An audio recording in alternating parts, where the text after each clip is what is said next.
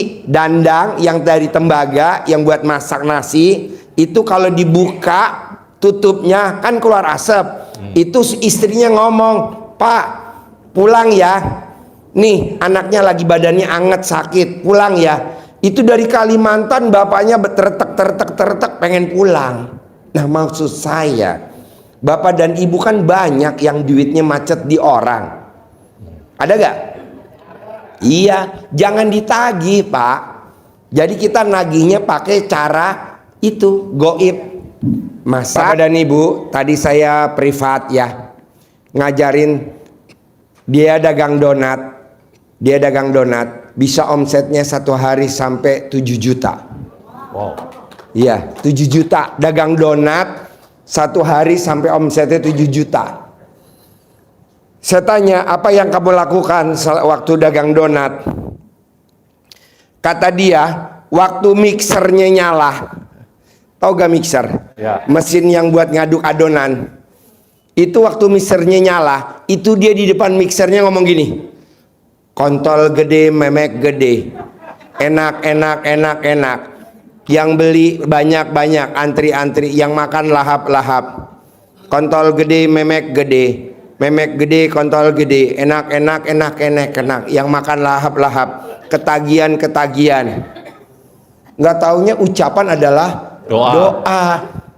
Dan bener yang beli yang punya memek gede, yang punya kontol gede. Karena kalau yang kontol kecil, memek kecil, anak kecil. Iya benar. Gak punya duit kan?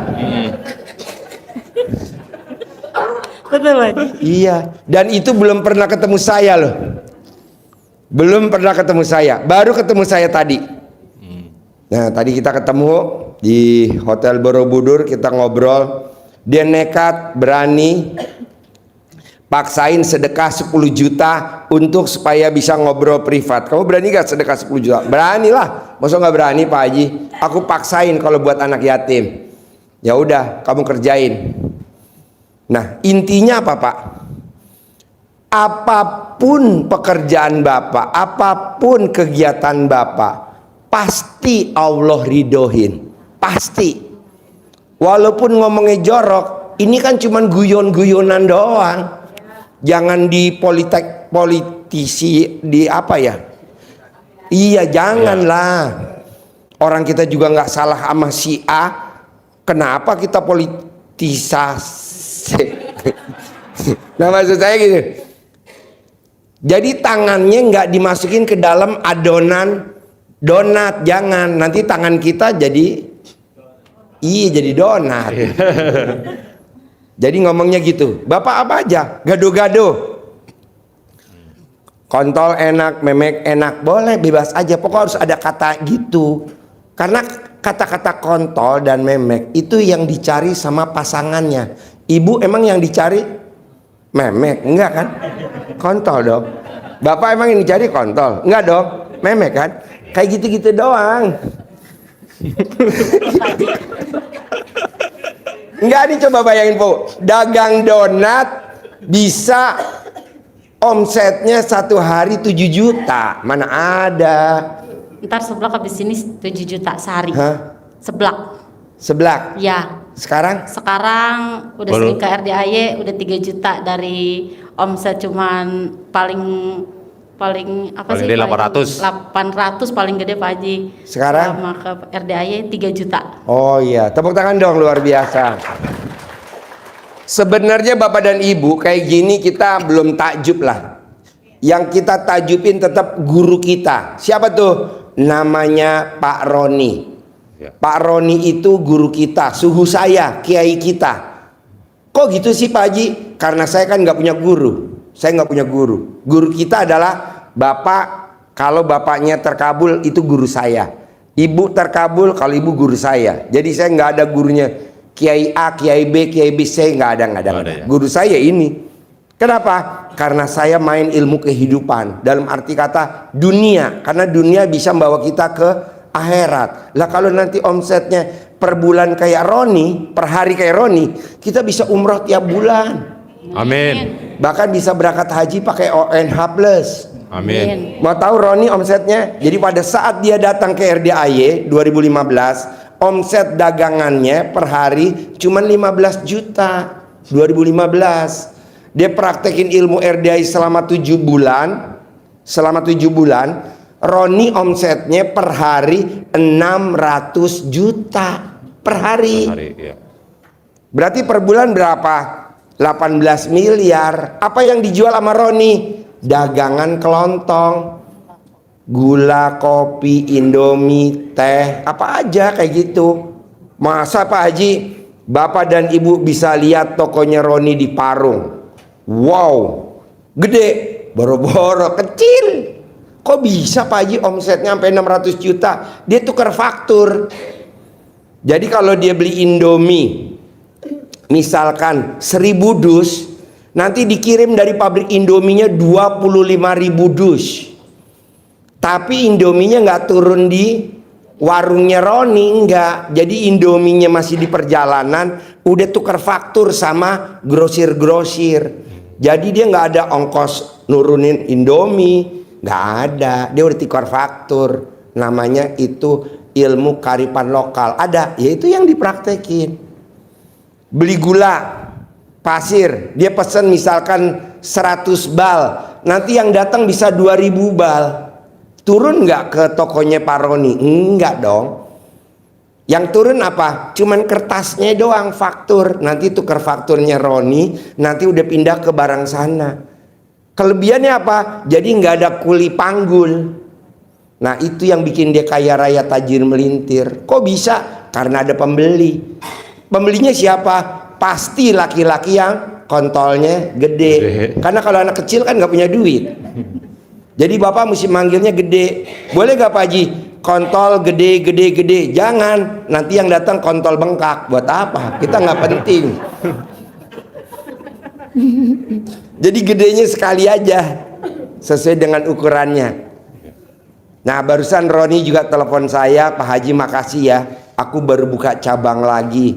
Yang kedua, baru buka berapa minggu, omsetnya per hari kata Roni udah sehari 70 juta. Dia apa yang dilakukan? Ya ini kayak gini, ilmu kearifan lokal. Jadi bapak jangan dan ibu jangan bilang, ih ilmu RDAY jorok. Nggak masalah Pak, yang penting masuk rekening. Ih ilmu RDAY jorok, nggak apa-apa Pak, yang penting kita bisa berangkatin orang tua kita tiap bulan umroh. Yang penting berkah, ya gitu. Jadi bapak dan ibu ya, tadi barusan saya privat di Hotel Borobudur, saya tanya, kok kamu dagang donat berani sih sedekah ekstrim 10 juta untuk privat? Aku berani Pak Haji, kan aku meraktek ilmu RDAY. Gimana sih kok bisa datang pembeli? Jadi pada saat adonannya diputer, nih, tahu adonannya? Ya. Nah, jadi dia diliatin sambil ngomong. Ngomongnya apa Pak? Coba kompak sama ibu bisa gak? Apa ngomongnya? Kontol gede. Kontol gede, memek gede. Enak-enak. Enak, enak, enak. Laris, laris, laris. Yang beli Iya, ulangi lagi yang kompak. Kalau kompak saya kasih uang bibit, mau gak? Mau dong. Yang kompak. Iya. ya.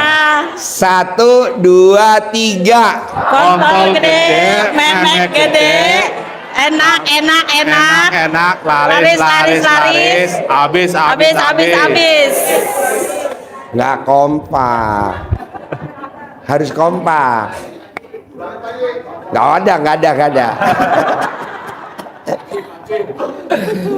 Jadi bapak dan ibu misalkan dagang gado-gado sambil ngulek begitu, dagang keredok sambil ngulek begitu, dagang apa lagi? Seblak. Ya seblak, atau dagang nasi, dagang bakso, es, ketoprak, empe-empe, bukan dagang memek. Tempe. Nah, iya. Jadi bapak jangan bilang ini, Pak Haji ngajarinnya jorok. Loh ini kan buat kita pedagang kaki lima, UMKM, nggak masalah lah. Yang penting kan dia sukses ya. Daripada betul. kita ngajarin yang kakap-kakap ya kan udah kaya ya.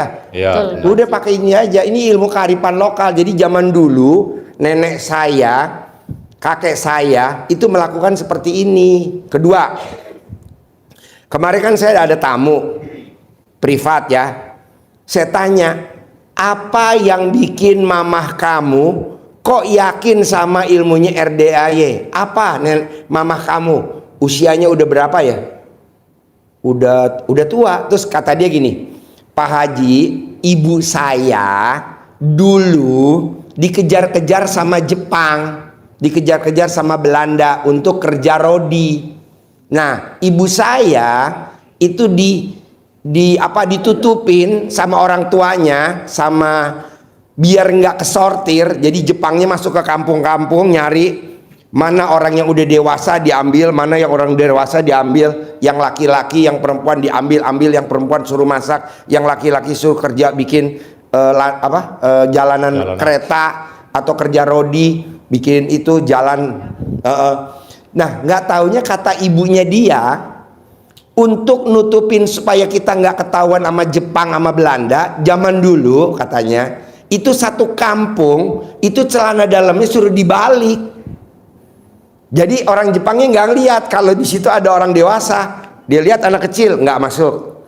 Wah, ini kampung kosong kata gitu. Padahal ada tuh kontol gede-gede semua di situ.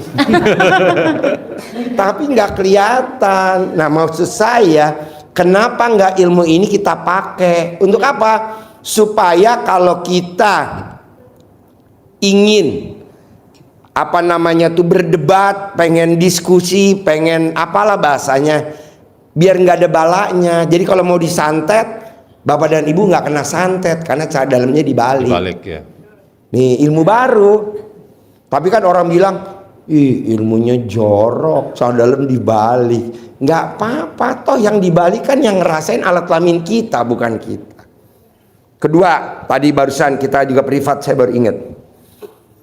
Zaman dulu, kalau bapak kita merantau jauh ke Papua atau ke Kalimantan kerja di kayu, ibunya, istrinya di Jawa, anaknya di Jawa, itu kalau ibunya mau manggil bapaknya, zaman dulu belum ada pager sama belum ada HP.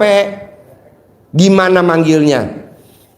Iya seeng, panci, dandang yang dari tembaga yang buat masak nasi, itu kalau dibuka tutupnya kan keluar asap. Itu istrinya ngomong, Pak pulang ya, nih anaknya lagi badannya anget sakit, pulang ya. Itu dari Kalimantan bapaknya tertek pengen pulang.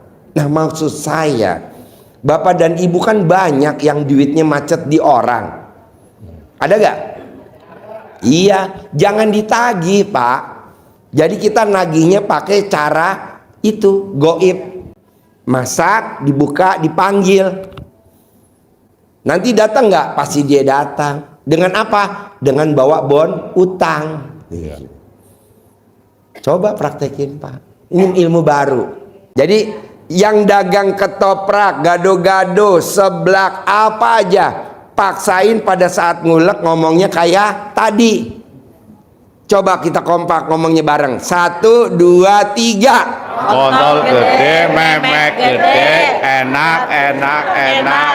Laris. Ya. Kedua, celana dalamnya bapak atau ibu yang dagang direndam, nanti dicawik-cawik di depan gerobaknya. Pada datang, beli. Pelanggan yang lama datang lagi. Nah sambil ngomongnya begitu. Bisa gak Pak Haji buat kontrakan? Bisa. Kok buat jual sepatu kok nggak bisa ya Pak? Jual apa? Sepatu sandal. Oh iya, dimasak dulu sepatunya Bu. Enggak lah, gampang Bu kalau sepatu. Kalau bapak dan ibu dagang sepatu atau bola atau sandal, ambil buat syarat aja. Ini celana dalam yang malam bekas pakai, dielapin ke 9 sepatu, dilapin. Sambil ngomong yang tadi, buat sampel aja. 9 sepatu. 9 sepatu. Terakhir sepatu alat kelamin ibu. Masih gosok gini. Bisa? Sip, tepuk tangan dong, luar biasa. Ya.